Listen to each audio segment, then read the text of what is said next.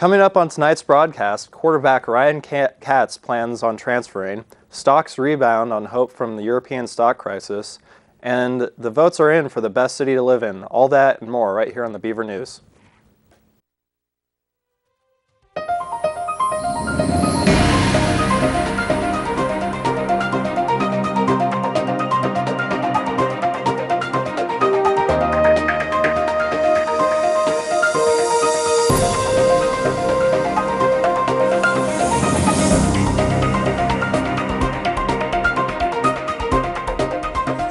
Good evening and welcome to your Wednesday evening edition of the Beaver News. We're glad to have you with us. I'm Mackenzie. And I'm Anthony Brost. With the pressures of finals week looming down on OSU students, many teachers are worried about student cheating, and for good reason. Some believe that larger classes have made it harder for professors to police students' actions, but one can't deny that modern technology is making it easier for students to cheat on tests, assessments, and papers, making professors across the nation understandably wary. Polina Belhova of the Daily Barometer reports a reminder from the OSU office of the registrar that people who cheat either by copying the answers off someone else's test or by plagiarizing documents run the risk of losing their degrees and ultimately being kicked out of campus. The official mandate given by the office defines academic dishonesty or cheating as, quote, an act of deception in which students seek to claim credit for the work or effort of another person or uses unauthorized materials or fabricated information in any academic work or research, either through the student's own efforts or the efforts of another, end quote. Although the extreme of being kicked out of campus happens very rarely, the office would like to remind students that professors are cracking down on the suspected cases of plagiarism and academic dishonesty. After a season that found the presumed starting quarterback Ryan Katz playing second string to redshirt freshman Sean Mannion, it has been officially announced that Katz has been granted a release from the football program by the university and intends to transfer. Warner Strasburg of the Daily Barometer reports that Katz will graduate this March and will be eligible to play next year for any non-Pac-12 university so long as he is also enrolled in postgraduate work. In an OSU athletics press release, Katz said, quote, after discussing this issue with my family, I have decided to seek other academic and athletic opportunities. I have been granted my release from Oregon State, and I plan to transfer as a graduate student with 1 year of eligibility remaining, end quote. Katz started all 12 games last year and 2 the previous year. His last game starting for OSU was the September 3rd overtime loss to Sacramento State at home earlier this year. The Corvallis Fire Department is currently offering 3 different volunteer programs to students. Gwen Shaw of the Daily Barometer reports that Oregon State University, Lynn Benton Community College, and Chemeketa Community College all have the program available through credit options. The first volunteer level is train for at least 8 hours a month and volunteer a minimum of 14 hours a month. Resident volunteers live in the station and they are assigned a shift. They will work at least 6 12-hour shifts and 2 24-hour shifts. The last level of volunteering is the internship program. Interns have the most time commitment with living in Station 6 in Corvallis. They are responsible for keeping the station open. They also have the ability to learn to drive and pump the engine and can work as a company officer. Interns are offered up to $2,000 a term for scholarships depending on how many hours they have. Applications are accepted all year, but they only hold academies at the beginning of OSU's fall and spring term if numbers are needed. Before being able to enter the academy, an interview and physical ability test are needed to determine whether a person is able.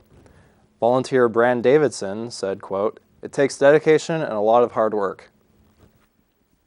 A new Senate bill is being presented with the purpose of promoting Oregon's system of higher education with a more flexible and effective use of resources.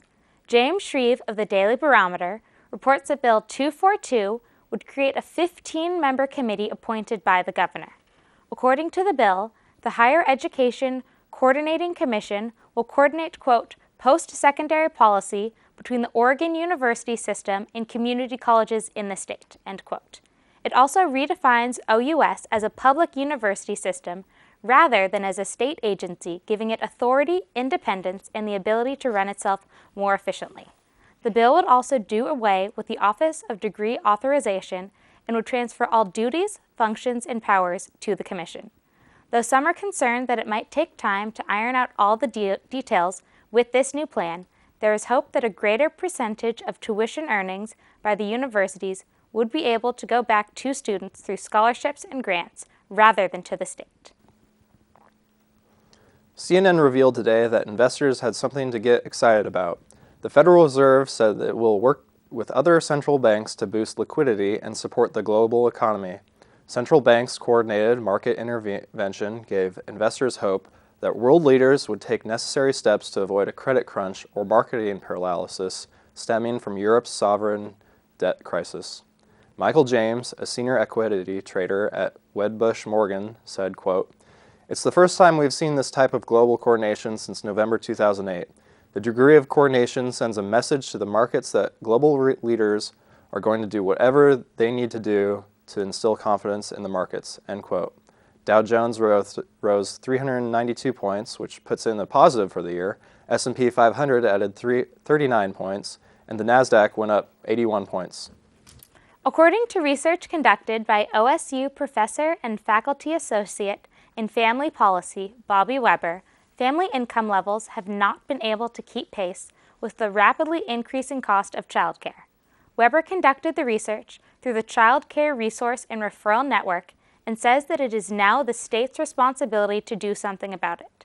He also insists that the problem is not that caretakers being paid too much, but rather that families in the state of Oregon have been seeing a decrease to their income. Kelly Ward of the Daily Barometer reports that in response to his work on the subject and his view of childcare as a form of early education, Weber has been appointed by Governor Kitzhaber to work on a committee to redesign kindergarten through university education through the early education program. We are going to take our first short break of the evening, but when we return, we will have your national stories right here on the Beaver News. Stay tuned, you won't want to miss it. Welcome back to the Beaver News right here on KBVR.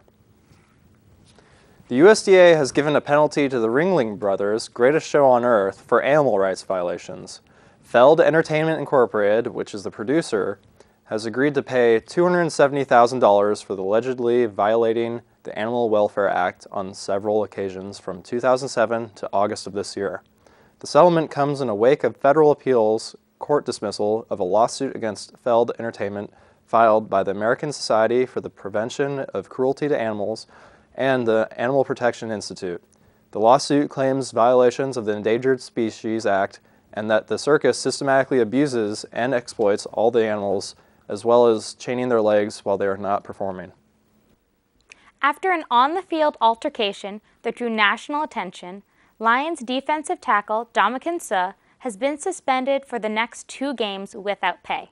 CNN is reporting that after the Green Bay Packers' Evan Dietrich Smith blocked Suh to the ground on Thursday, Suh turned him over, shoved his helmet into the turf, and eventually stood up to stomp on Dietrich Smith's arm. After the game, Suh denied any wrongdoing, insisting he was only trying to get up and regain his balance, before eventually backtracking and apologizing. The suspension will result in Suh losing around $164,000 in game day pay and potentially cost his team a wild-card berth in the NFL playoffs. For people with schizophrenia, it is very important to take maintenance medications to control symptoms and prevent relapses. Injectable medications may have benefits worth considering. CNN reports these medications are underused in the United States, and it is not often that doctors will prescribe them to patients. In the U.S., there is about 19% of patients who opt for the long-acting injectable medication, whereas other countries have 50%. This is due to some patients may not wanting to get the injection. Also, some offices cannot administer them due to lack of equipment. The medication is administered 1 to 2 times a month by slowly releasing medication into the body over time. The benefit of the injection is that people comply with their maintenance medication plan. If forgetting to take medication orally, there is a high risk for relapses and hospitalization. Conrad Murray, the doctor convicted of involuntary manslaughter in the death of Michael Jackson, was sentenced yesterday to 4 years in jail. CNN is reporting that while 4 years is the maximum sentence, it is much more likely that Murray will end up serving only 2 years behind bars for good behavior.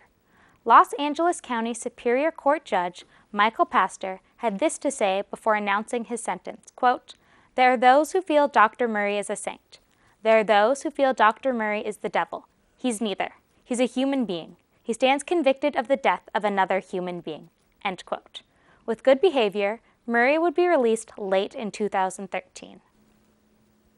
America's most recent Medal of Honor recipient has filed a lawsuit against his former employer, BAE. The defense contractor is being accused of punishing him for his opposition to a weapons sale to Pakistan and preventing him from finding any other work by portraying him as a problem drinker and mentally unstable. CNN reports Dakota Meyer, who was awarded the honor in September, says the U.S. weapons sale is, quote, "giving to guys who are known to stab us in the back," and "the same people who are killing our guys," end quote.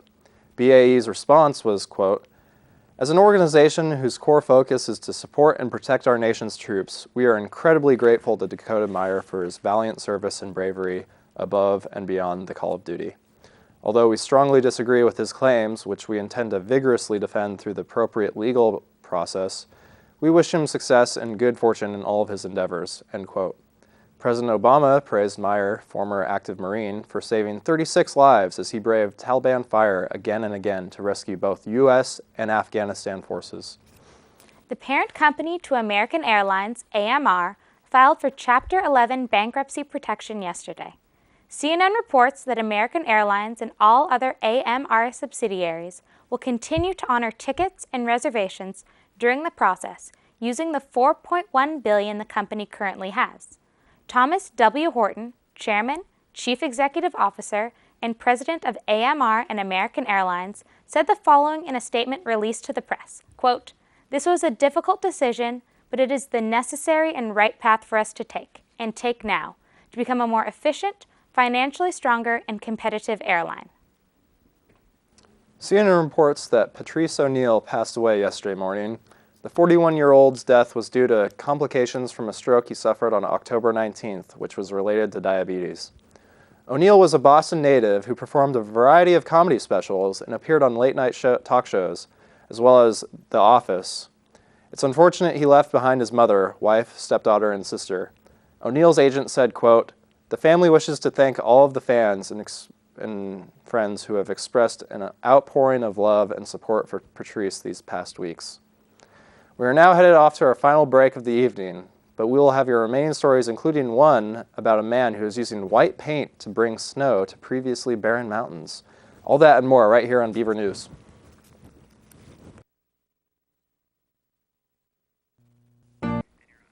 Welcome back to the Beaver News live on Channel 26. In the annual Mercer's Quality of Living Index, the city of Vienna, Austria, was named the best city to live in for the third consecutive year. CNN reports that rounding out the top 5 are Zurich, Switzerland, Auckland, New Zealand, Munich, Germany, Dusseldorf, Germany, and Vancouver, Canada. Vancouver was the only North American city to rank in the top 10 of the 221 cities surveyed. The report looks at several factors, including political and economic stability, culture, health and sanitation, quality of schools, public services, and housing. Baghdad came in as the least desirable city to live in, with Dubai ranking the highest of any Middle Eastern city at number 74. Here at OSU, scientists have done a lot in the research to regards of the environment, with studies about how weather, pollution, plant and animal life affect our environment. But there is one man in the Peruvian Andes who's making his own change in his environment. When we think of mountains, we immediately think of fluffy white stuff. You may have skied on it, you may have built things out of it, but mountains have always been known for snow. The case is the same in the Andes, or at least it was. For the past few decades, people of the mountain town of Licapa, Peru, have not seen snow. And in a place where water is a necessity, it has driven many people away. But a very simple observation by a Peruvian man could change all of that. The observation: black rocks on the mountain absorb heat, and therefore it becomes too hot for the ice to form. His solution: paint the rocks white. As reported by CNN, Eduardo Gold has taken it upon himself to help bring ice back to the town of Licapa by painting the rocks white with his own special mixture of water, sand, and lime, with a little soap added to make it stick. Mr. Gold is the founder of Poore Glaciers, a program designed to bring ice back to the mountains.